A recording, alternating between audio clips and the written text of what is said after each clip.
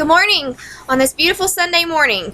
I wanted to talk to you today about faith and hope and how to pray correctly for your miracle. Whatever it is that you're praying for, whether it's a healing, financial help, a miracle for a family member. The reason I started this ministry, for your loved one that's in jail, for favor in court, anything, no matter what you're praying for, even just a simple headache, I want to show you how to pray and how I've learned how to pray.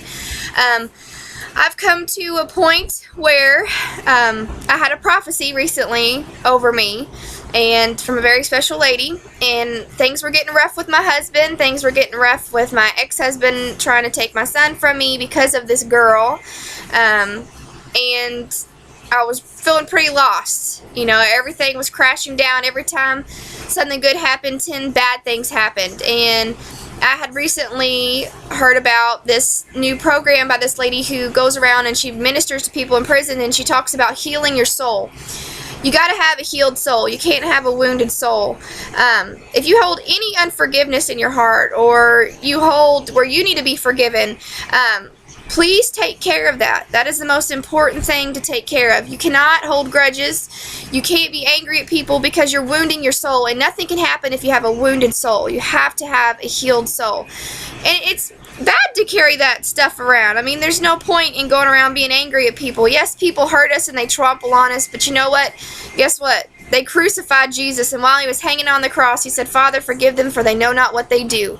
Sometimes people come in your lives and just destroy it and make havoc, and they're really just being used by the devil. They're a tool. They don't even know what's going on, and you can't blame them. You know, I'm having to forgive this girl that did what she's done and torn up my family. I'm having to forgive my ex-husband for things that he's done. And I'm having to forgive my mother-in-law for the things that she's done and walk in faith and love. And it's hard. It is hard to walk in unconditional love. It is not easy, but once you learn how to do it, it is easy. It becomes very easy. So first off, heal your soul. You know, spend some time with God and say, "God, you know, please show me instances where I'm holding on to unforgiveness." And like I've recently been taught, forgiveness isn't just a one-time thing. You know, you forgive somebody and then they come back in your life and you look at them and you're like, "Ooh, they just make me angry. They just make me angry." Again, at that moment when it happens, you know what? I gave this to God. It's under the blood. I asked for forgiveness. I've forgiven them and I've moved on. You have to forgive someone 1,000,000 times. It never stops, because it just doesn't. You have to continue to forgive constantly, all day, every day. Okay, once you've done that and you've gotten rid of all the unforgiveness, because those things will hinder your blessings. You'll sit here and be believing something for years, but you're still holding on to unforgiveness, and once that's gone, then God can give you what you need. He can bless you. He can minister to you, but you can't hold on to that angriness and that bitterness, because it's just a tool for the devil to keep hindering you from your blessing. The second part of praying is you can't give something to God and then take it right back. If you say, "God, I'm giving you this situation," but something gets rough and trips you up and you're like, "Oh, well, I better take it back. I got to do this myself. God can't do this." I'm dealing with this personally. I've gone around trying to find all the best lawyers and do this and do that and try to get evidence on this girl, because I thought that if I did it myself, then it would be fine, you know, but I gave it to God, and every time I give it to God and something bad came along or something else happened, I take it right back and start feeling sorry for myself and start feeling this and feeling that, instead of saying, "No, devil, God's got this. My daddy is a big God, and he's bigger than you, and he will take care of this situation." Say the littlest thing. You say you have a headache, and you're like, "Oh, God, just please take this headache away," but 5 minutes later the pain gets worse, and you go, "Oh, I guess God just ain't gonna fix it." You took it right back. You can't do that. God is never late. He is never early. He is right on time. And we tend to become impatient. You've got to learn patience when you pray for something. Just because it doesn't happen like that doesn't mean it's not going to happen. I mean, my husband's been in jail for almost 3 months, and I'm just now starting to see things turn around. 3 months. And I prayed for him for 4 years for him to get his life right with God and to see God and be healed of all his hurt and unforgiveness. But guess what? It took 4 years, but it happened.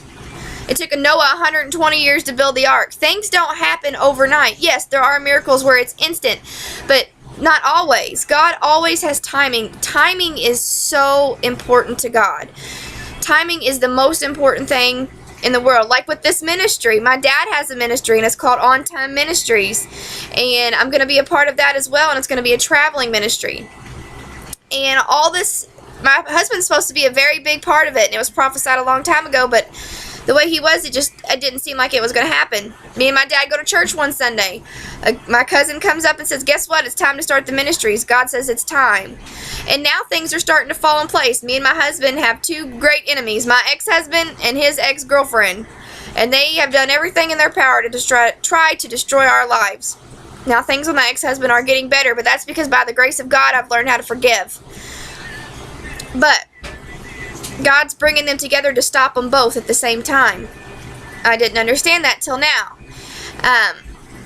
When it comes to grabbing things back from God, I'll give you a good example. I was really stressed about my husband's court coming up this past Friday because he was going to tell him all his charges, and we had heard rumors that he was going to get 20 years, and they were coming up with all these bogus charges and blah, blah, blah, and it was just the devil putting fear in both of our minds. And I came to it, I said, God, I give you this, you're in control, whatever happens is your will, you'll help us fight it. And I really thought that, God couldn't do nothing with the court systems. There's nothing he can do because it's man's law, things like that, but I was wrong.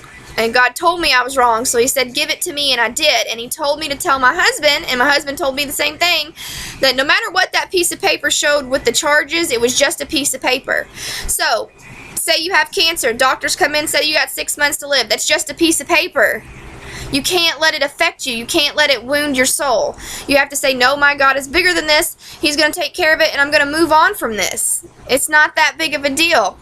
You get foreclosure papers on your house, and you're like, God, what am I going to do? I'm going to lose my home.